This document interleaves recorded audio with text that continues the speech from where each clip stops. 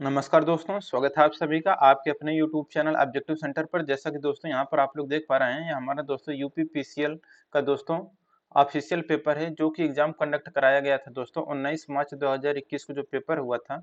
ये जो पेपर है दोस्तों हमारा फर्स्ट शिफ्ट का पेपर है। यहाँ पर आप लोग देख सकते हैं, जो है हमारा फर्स्ट शिफ्ट का पेपर है। ठीक, तो यहाँ पर हम लोग डिस्कशन करने वाले हैं। यहाँ पर सबसे पहले कंप्यूटर का इलेक्ट्रीशियन ट्रेड का है दोस्तों, यहाँ पर आप लोग देख सकते हैं। ठीक, तो यहाँ पर आइए हम लोग सबसे पहले कंप्यूटर को यहाँ पर सॉल्व कर लेते हैं क्वेश्चन को।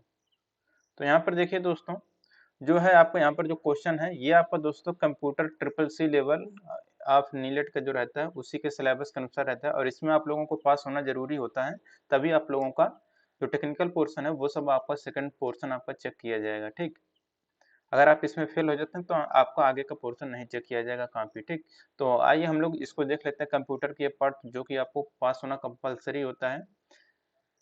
पहला क्वेश्चन यहाँ पर है कि सीपीयू प्रोग्राम के निष्पादन के दौरान डेटा तक पहुंचने के लिए किसके साथ सीधे अंतःक्रिया यानी कि इंटरेक्ट करती है। तो ये करता है दोस्तों रैम के साथ। ठीक, तो यहाँ पर दोस्तों आपका रैम भरा जाएगा, तो रैम आपका यहाँ पर करेक्ट आंसर हो जाएगा।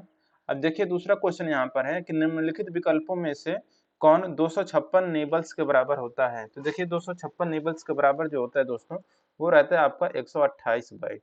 ठीक, तो यहाँ पर आपका तीसरा करेक्ट आंसर हो जाएगा। अब देखिए यहाँ पर तीसरा क्वेश्चन है, निम्नलिखित में से कौन सी एक वैध नेटवर्क टोपोलॉजी नहीं है। तो देखिए जो आपका एक वैध नेटवर्क टोपोलॉजी नहीं है वो दोस्तों है रैंडम। ठीक, तो यहाँ पर रैंडम आपका पहला आंसर करेक्ट हो जाएगा। अब देखिए यहाँ पर चौथा क्वेश्चन यहाँ पर करें कि विंडोज 10 को किस वर्ष में जारी किया गया था। तो देखिए दोस्तों जो विंडोज 10 था इसको 2015 में जारी किया गया था, तो यहाँ पर इसका आपका पहला आंसर करेक्ट हो जाएगा 2015। अब देखिए यहाँ पर पांचवा क्वेश्चन है, कह रहा है कि निम्नलिखित विकल्पों में से असंगत विकल्प का चयन कीजिए। तो जो असंगत है उसको आपको चूज करना है। यस रैम है, ईपी रोम है और डी रैम है, और एक है यहाँ पर मैग्नेटिक टैप। तो मैग्नेटिक टैप दोस्तों ये आपका असंगत है, बाकी सब रैम और रोम के प्रकार हैं, यानी कि मेमोरी के प्रकार हैं। ठीक, तो यहाँ पर दोस्तों आपका तीसरा करेक्ट आंसर हो जाएगा। छठा क्वेश्चन है यहाँ पर कि डेटा संचार को नियंत्रित करने वाले नियमों के एक समुच्चय को क्या कहा जाता है। तो देखिए दोस्तों कि डेटा संचार को नियंत्रित करने वाले नियमों के एक समुच्चय को दोस्तों हम लोग बोलते हैं प्रोटोकॉल। तो प्रोटोकॉल यहाँ पर पहला आंसर करेक्ट हो जाएगा। सातवां क्वेश्चन यहाँ पर कह रहा है कि निम्नलिखित में से किसे दुनिया का पहला कंप्यूटर नेटवर्क माना जाता है। तो देखिए जिसे दुनिया का पहला कंप्यूटर नेटवर्क माना जाता है वो रहता है दोस्तों आपका ARPANET। ठीक, तो ARPANET यहाँ पर आपका करेक्ट आंसर हो जाएगा ARPANET। आठवां क्वेश्चन कह रहा है कि निम्नलिखित में से किसे डेटा को बनाए रखने के लिए निरंतर ताजा रिफ्रेश करने की आवश्यकता होती है। तो देखिए डेटा को बनाए रखने के लिए जो हम लोग निरंतर रिफ्रेश करते हैं दोस्तों, वो रहते हैं डायनेमिक रैम को बनाए रख डेटा को बनाए रखने के लिए। तो डी रैम यहाँ पर आपका करेक्ट आंसर हो जाएगा। अब देखिए यहाँ पर है नौवां क्वेश्चन यहाँ पर कह रहा है कि माइक्रोसॉफ्ट वर्ड 2007 की एक टेबल में बैंडेड रो और कॉलम के बारे में निम्नलिखित में से कौन सा विकल्प सही है। ठीक, तो जो विकल्प सही है वो आपको बताना है। तो देखिए माइक्रोसॉफ्ट वर्ड 2007 की एक टेबल में बैंडेड रो और कॉलम के बारे में जो दोस्तों सही है वो है कि आपका बैंडेड रो कॉलम के सम और विषम रो कॉलम को दूसरे रंग के साथ प्रदर्शित किया जाता है। तो यहाँ पर आपका दूसरा करेक्ट आंसर हो जाएगा। अब देखिए यहाँ पर 10वां क्वेश्चन है कि विंडोज 7 के डॉट डॉट डॉट अलग अलग संस्करण हैं जिसमें से प्रत्येक अलग है लेकिन परस्पर व्याप्त क्षमताओं के समुच्चय से युक्त है। तो देखिए विंडोज 7 के जो हैं 6 अलग अलग संस्करण हैं। ठीक, जिसमें से प्रत्येक अलग है लेकिन परस्पर व्याप्त क्षमताओं के समुच्चय से व्यक्त हैं। अब देखिए यहाँ पर 11 नंबर का क्वेश्चन है कि निम्नलिखित में से कौन इंटरनेट पर एक समय के प्रति संवेदी सेवा है। तो इंटरनेट पर एक समय के जो प्रति संवेदी सेवा है दोस्तों, वो है इंटरनेट टेलीफोनी। तो इंटरनेट टेलीफोनी आपका करेक्ट आंसर हो जाएगा ऑप्शन नंबर 3। 12 नंबर का क्वेश्चन कर रहे हैं यहाँ पर कि निम्नलिखित में से कौन सा प्रोटोकॉल टीसीपी या आईपी नेटवर्क पर ईमेल सर्वरों के बीच संदेशों के आदान प्रदान को संभालता है। तो देखिए जो प्रोटोकॉल टीसीपी या आईपी नेटवर्क पर ईमेल सर्वरों के बीच संदेशों के आदान प्रदान को संभालता है वो एसएमटीपी रहता है। तो एसएमटीपी आपका करेक्ट आंसर हो जाएगा। अब देखिए यहाँ पर 13 नंबर का क्वेश्चन है दोस्तों यहाँ पर कि निम्नलिखित में से कौन सा विकल्प एक स्थानीय टेलीफोन नेटवर्क पर डिजिटल डेटा संचारित करके इंटरनेट पहुंच यानी कि एक्सेस प्रदान करता है, तो वो रहता है दोस्तों डेटा सब्सक्राइबर लाइन। ठीक, तो यहाँ पर डेटा सब्सक्राइबर लाइन आपका करेक्ट आंसर हो जाएगा। एम फ्लॉप्स क्या है? तो एम फ्लॉप्स दोस्तों क्या है कि इसका उपयोग दोस्तों हम लोग सीपीयू की गति को मापने के लिए करते हैं। ठीक, तो एम फ्लॉप्स दोस्तों इसका प्रयोग हम लोग सीपीयू की गति को मापने के लिए करते हैं। 15 नंबर का क्वेश्चन है कि माइक्रोसॉफ्ट एक्सेल में चौथी रो और पांचवें कॉलम के मिलाप वाले सेल का एड्रेस क्या है? तो देखिए माइक्रोसॉफ्ट एक्सेल में चौथी रो और पांचवें कॉलम के मिलाप वाले सेल का जो एड्रेस है दोस्तों वह E4 है। ठीक, तो E4 यहाँ पर आपका करेक्ट आंसर हो जाएगा। 16 नंबर क्वेश्चन है कि निम्नलिखित माइक्रोसॉफ्ट एक्सेल सूत्र का मान बताइए। तो देखिए यहाँ पर माइक्रोसॉफ्ट एक्सेल सूत्र का जो मान है दोस्तों ये होगा आपका 26। अब देखिए यहाँ पर 17 नंबर का क्वेश्चन है, कह रहा है कि माइक्रोसॉफ्ट वर्ड में निम्नलिखित में से कौन सा विकल्प व्यक्तियों के समूह के लिए पत्र और ईमेल या लेबल और लिफाफे बनाने और उन्हें प्रिंट करने की सुविधा होती है? तो ये रहता है दोस्तों आपका मेल मर्ज। तो मेल मर्ज यहाँ पर आपका करेक्ट आंसर हो जाएगा। 18 नंबर का क्वेश्चन है, निम्नलिखित माइक्रोसॉफ्ट एक्सेल फंक्शन का मान क्या होगा? तो माइक्रोसॉफ्ट एक्सेल फंक्शन का दोस्तों ये जो मान है दोस्तों इसका मान होगा 3। ठीक, तो यहाँ पर आपका 3 करेक्ट आंसर हो जाएगा। देखिए 19 नंबर क्वेश्चन है कि माइक्रोसॉफ्ट पावर पॉइंट 2016 में निम्नलिखित में से किस आइटम का प्रयोग विभिन्न प्रस्तुति दृश्य प्रेजेंटेशन व्यू विकल्पों को देखने के लिए किया जाता है? तो वो रहता है दोस्तों आपका व्यू। ठीक, 20 नंबर का क्वेश्चन यहाँ पर कह रहा है कि यदि आप एक विंडो को बंद किए बिना अस्थायी रूप से स्क्रीन से बाहर निकलना चाहते हैं तो आप किस पर क्लिक करेंगे? तो देखिए यदि आप विंडो को बंद किए बिना अस्थायी रूप से स्क्रीन से बाहर निकलना चाहते हैं तो हम लोग मिनिमाइज बटन पर क्लिक करेंगे। ठीक, तो मिनिमाइज बटन पर हम लोग क्लिक करेंगे। CAD का फुल फॉर्म क्या होता है? तो देखिए CAD यानी कि कंप्यूटर एडेड डिजाइन इसका फुल फॉर्म होता है। अब देखिए 22 नंबर का क्वेश्चन है यहाँ पर कि लाइनक्स में प्रत्येक फाइल या निर्देशिका डायरेक्टरी को विशिष्ट रूप से एक पहचानकर्ता आइडेंटिफायर द्वारा पहचाना जाता है जिसे क्या कहा जाता है? तो आई नोड कहा जाता है इसे। ठीक, तो यहाँ पर आपका पहला आंसर करेक्ट हो जाएगा आई नोड। अब देखिए यहाँ पर 23 नंबर का क्वेश्चन कह रहा है कि निम्नलिखित विकल्पों में से मौजूदा माइक्रोसॉफ्ट पावर पॉइंट प्रेजेंटेशन में एक नई स्लाइड जोड़ने का कीबोर्ड शॉर्टकट की क्या है? तो नई स्लाइड अगर आपको जोड़ना है दोस्तों माइक्रोसॉफ्ट पावर पॉइंट प्रेजेंटेशन में तो नई स्लाइड जोड़ने के लिए हम लोग तो Ctrl+M का प्रयोग करते हैं। ठीक, तो Ctrl+M का प्रयोग दोस्तों हम लोग नई स्लाइड जोड़ने के लिए करते हैं। यस रैम में एस का क्या है? तो देखिए स्टैटिक रैंडम एक्सेस मेमोरी। ठीक, 25 नंबर का क्वेश्चन है, निम्नलिखित में से किसे कंप्यूटर नेटवर्क के वैश्विक संग्रह के रूप में परिभाषित किया जाता है जो कि राउटर नामक उपकरणों द्वारा एक दूसरे से जुड़े होते हैं और डेटा संचरण ट्रांसमिशन के लिए प्रोटोकॉल के एक समान समुच्चय का उपयोग करते हैं? तो ये रहता है दोस्तों आपका इंटरनेट। 26 नंबर का क्वेश्चन है कि किस वेब पेज के लिंक छवि या चिन्ह आइकन को क्या कहा जाता है जो किसी दूसरे वेब पेज से जुड़ा होता है? तो ये रहता है दोस्तों हमारा हाइपरलिंक। ठीक, तो हाइपरलिंक यहाँ पर ऑप्शन नंबर दूसरा करेक्ट हो जाएगा।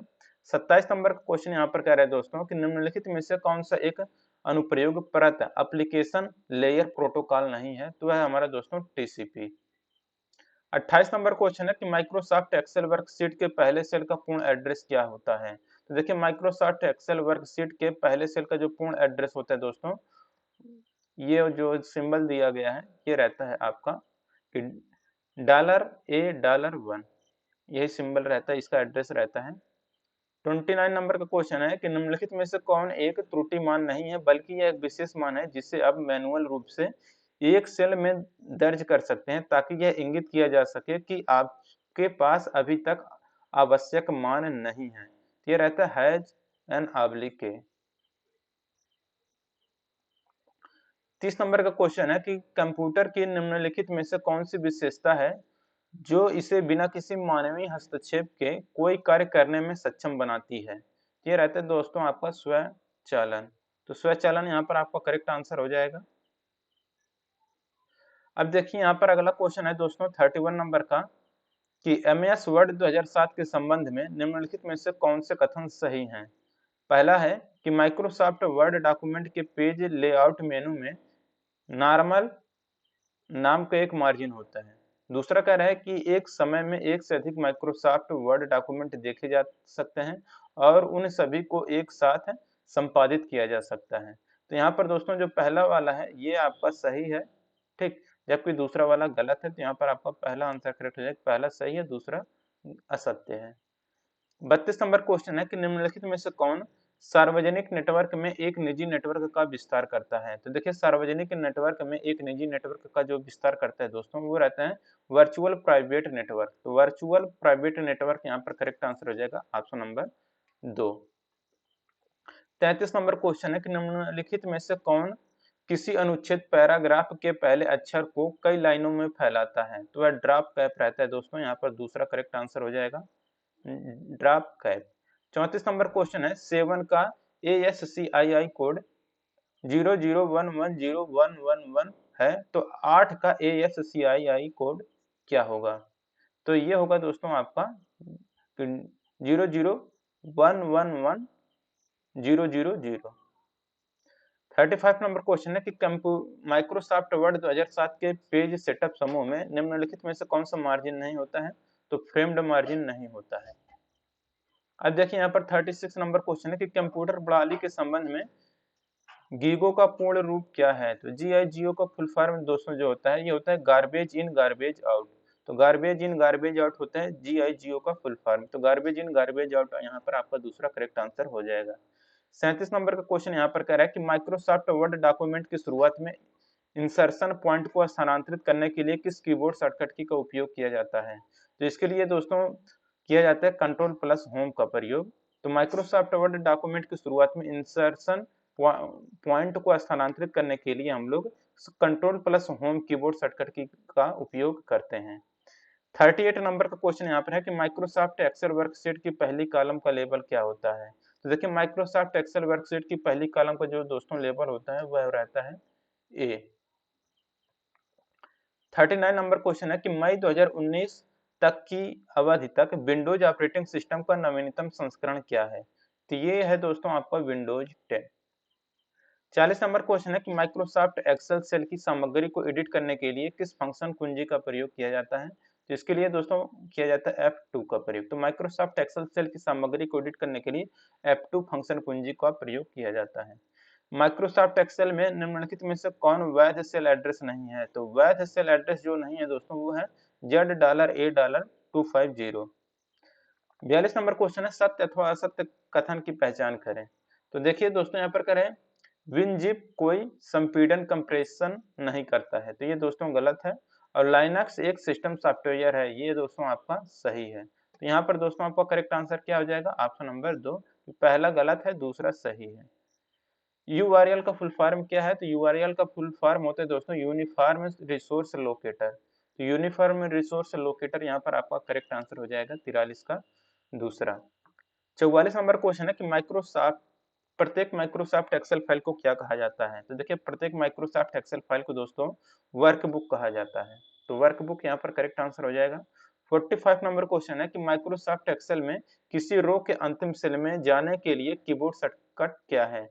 तो माइक्रोसॉफ्ट एक्सेल में किसी रो के अंतिम सेल में जाने के लिए जो कीबोर्ड शॉर्टकट है दोस्तों वो है control plus right arrow. Control plus right arrow यहाँ पर आपका करेक्ट आंसर हो जाएगा। 46 नंबर क्वेश्चन है कि वर्तमान में न दिख रही जानकारी देखने के लिए विंडो की सामग्री को स्थानांतरित करने के लिए निम्न में से किसका उपयोग किया जाता है। तो इसके लिए किया जाता है दोस्तों स्क्रॉल बार का प्रयोग।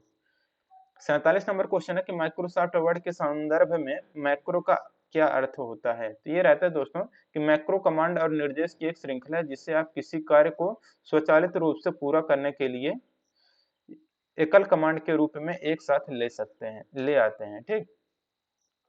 अब देखिए यहाँ पर 48 नंबर का क्वेश्चन कह रहा है कि एक माध्यमिक विंडो है जो उपयोगकर्ताओं को एक कमांड करने की अनुमति देती है, उपयोगकर्ताओं से एक प्रश्न पूछती है या उपयोगकर्ताओं को जानकारी प्रदान करती है। ये रहता है दोस्तों आपका डायलॉग बॉक्स। तो यहाँ पर दोस्तों आपका डायलॉग बॉक्स यहाँ पर करेक्ट आंसर हो जाएगा। 49 नंबर क्वेश्चन है कि माइक्रोसॉफ्ट एक्सेल में सेल की सामग्री को डिलीट करने के लिए निम्नलिखित में से कौन सा एक वैध तरीका नहीं है। तो यह दोस्तों कि सेल पर राइट क्लिक करें और रिमूव का चयन करें। ठीक, तो यहाँ पर 49 का 4 वाला आंसर करेक्ट हो जाएगा।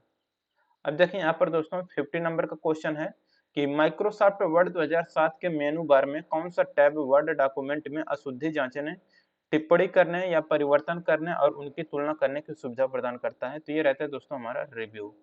तो दोस्तों यहाँ पर हमारा जो कंप्यूटर का ये खत्म हो गया।